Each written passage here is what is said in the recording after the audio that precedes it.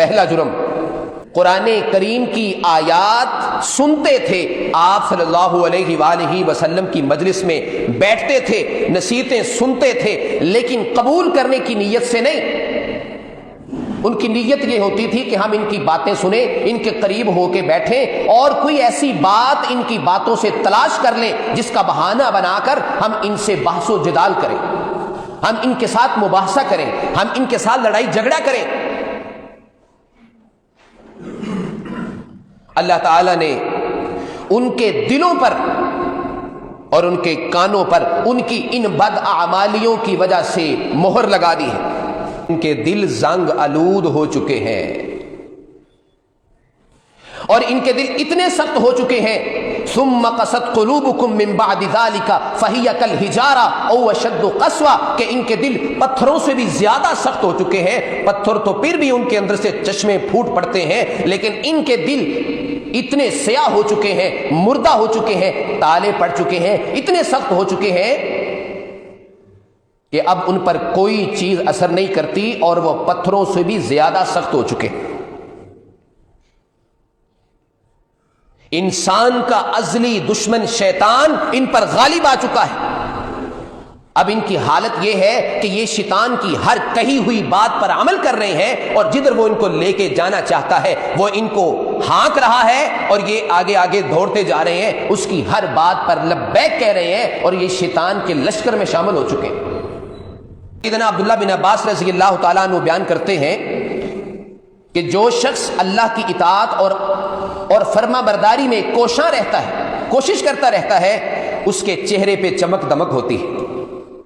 اس کے چہرے پہ روشنی ہوتی ہے،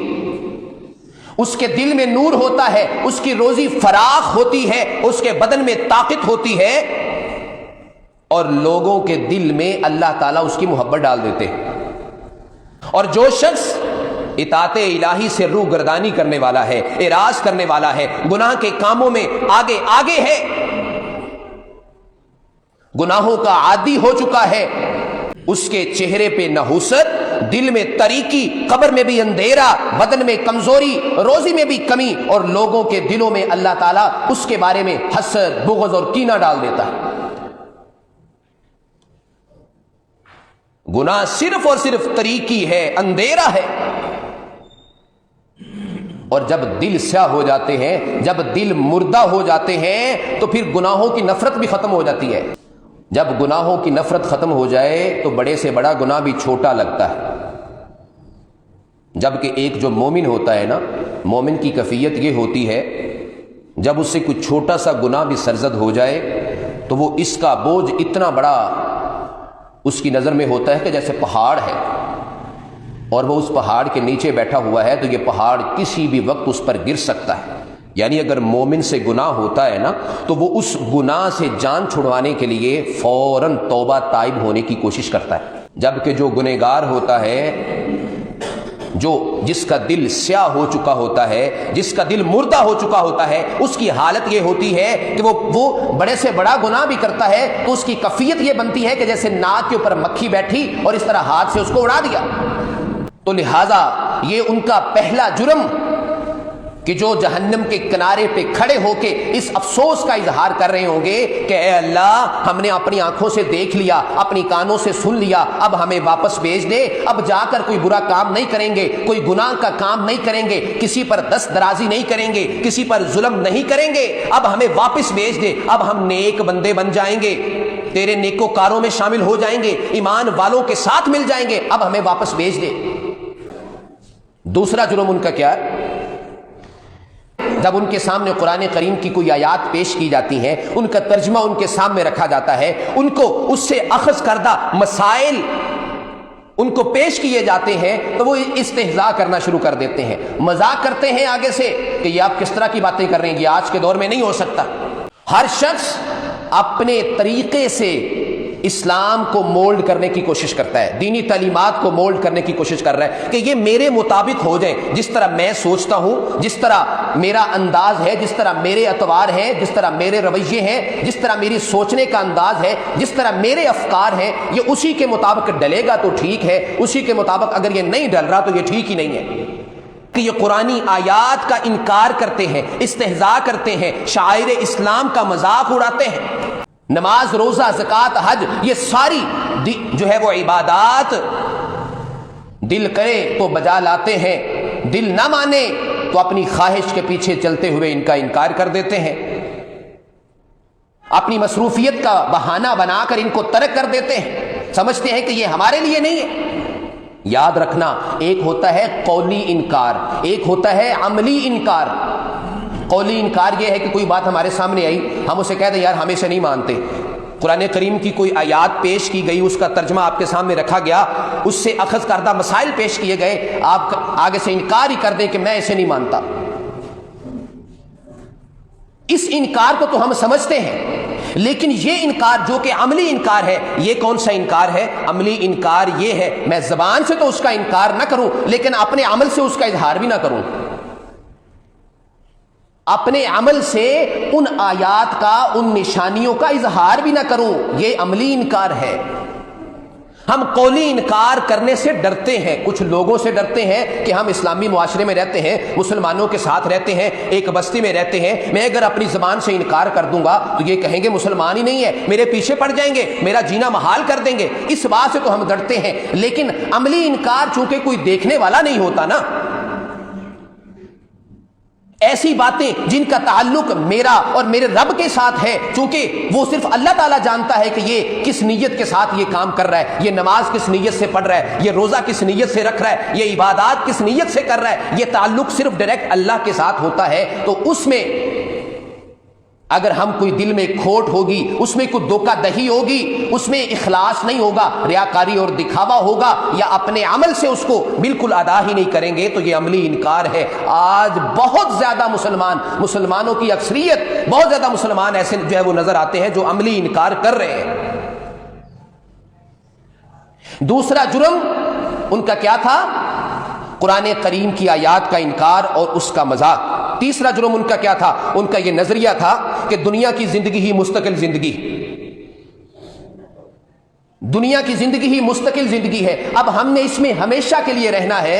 اس میں آگے ہے تو یہاں سے جانا نہیں ہے۔ دنیا کی محبت اس قدر وہ اس میں غرق ہو گیا کہ اس نے سب کچھ بلا دیا، اس نے آخرت کو پس پش ڈال دیا، اس کے اندر غرور آ گیا، اس کے اندر تکبر آ گیا، فخر آ گیا، ریاکاری آ گئی، حسد آ گیا، ہٹ درمی آ گئی، یہ ساری چیزوں نے اس کی آنکھوں پر پردہ ڈالے رکھا، اس کی آنکھیں کھلنے ہی نہ دیں۔ حدیث میں آتا ہے کہ دنیا کی حیثیت مچھر کے پر سے بھی زیادہ نہیں ہے، اور اگر مچھر کے پر سے زیادہ ہوتی تو کسی کافر کو پانی کا ایک گھونٹ بھی نہ دیا جاتا۔ ایک حدیث میں ہے کہ پانی کا ایک قطرہ بھی نہ دیا جاتا۔ ایک دوسری حدیث میں ہے کہ اللہ کے نزدیک اس دنیا کی حیثیت کیسی ہے؟ آپ صلی اللہ علیہ وآلہ وسلم اپنے کچھ ساتھیوں کے ساتھ جا رہے تھے، راستے میں جاتے ہوئے ایک جگہ پر کھڑے ہوئے، وہاں پر ایک مردہ بکری کا بچہ پڑا ہوا تھا۔ آپ نے اس کے اوپر کھڑے ہو کے کہا کہ اس بکری کے بچے کی، اس کے مالک کے ہاں کوئی قدر و قیمت ہے؟ اصحاب کرام نے کہا اللہ کے رسول بالکل بھی نہیں، قدر و قیمت نہیں ہے، اسی لیے تو اٹھا کے اس کو باہر پھینک دیا۔ آپ نے فرمایا کہ اللہ کے نزدیک جو اس پوری کائنات کا، اس پوری دنیا کا خالق مالک ہے، جو اس پوری دنیا کا مالک ہے، اس کے نزدیک اس دنیا کی حیثیت اتنی بھی نہیں ہے،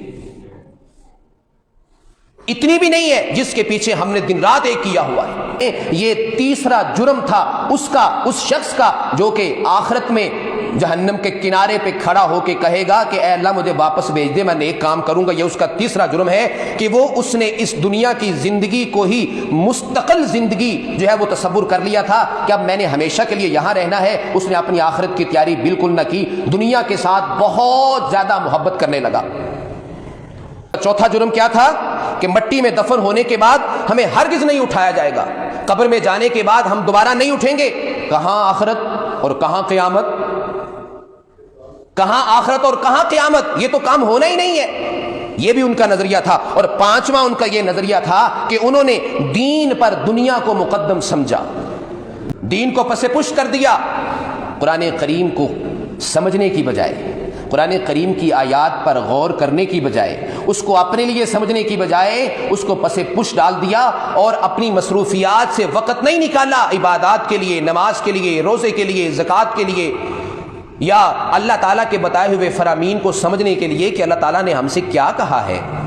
کون سے احکامات اس نے ہمارے لیے اتارے ہیں، کس طرح ہم زندگی بسر کریں گے تو ہم بہترین مسلمان بن سکتے ہیں، بہترین انسان بن سکتے ہیں، کون کون سی خوبیاں ہمارے اندر ہونی چاہیے، اس چیز کو ہم نے اللہ کے بتائے ہوئے فرامین میں تلاش ہی نہیں کیا، اس کو ہم نے دیکھا ہی نہیں، کیونکہ یہ ہماری پریورٹی پہ نہیں ہے۔ اور ہم نے دینداروں کو بری نظر سے دیکھا، ان کو برے القابات سے پکارا کہ یہ دیندار لوگ، دیکھا ہے ان کو یہ کیسے ہوتے ہیں۔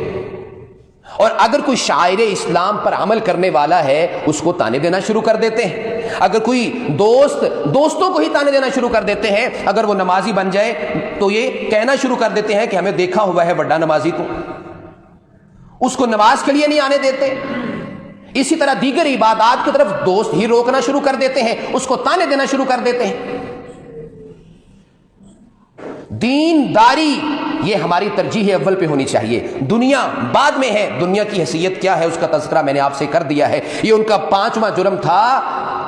کہ جو جہنم کے کنارے پہ کھڑے ہو کے اس افسوس کا اظہار کر رہے ہیں، کاش کہ اے ہمارے رب ہمیں واپس بھیج دے، اب ہم نے اپنی آنکھوں سے تیرا عذاب دیکھ بھی لیا ہے، اپنی کانوں سے سن بھی لیا ہے، اب ہمیں واپس بھیج دے، اب ہم اچھے کام کریں گے، اب ہم برے کام نہیں کریں گے، اب ہم برے دوست نہیں بنائیں گے، اب ہم بری مجالس میں نہیں بیٹھیں گے، اب ہم بدکاری کے قریب بھی نہیں جائیں گے، اب ہم اچھے کام کریں گے، نیکوکاروں کی صفوں میں شامل ہوں گے، ایماندار بن جائیں گے، خیانت نہیں کریں گے، دھوکہ دہی نہیں کریں گے، ملاوٹ نہیں کریں گے، کوئی ظلم و زیادتی کسی پر نہیں کریں گے، حسد، دھوکہ، غیبت، چغلی، فراڈ، یہ سب کچھ نہیں کریں گے۔ اے اللہ ہمیں ایک دفعہ واپس بھیج دے، لیکن وہاں پر جانے کے بعد واپسی ممکن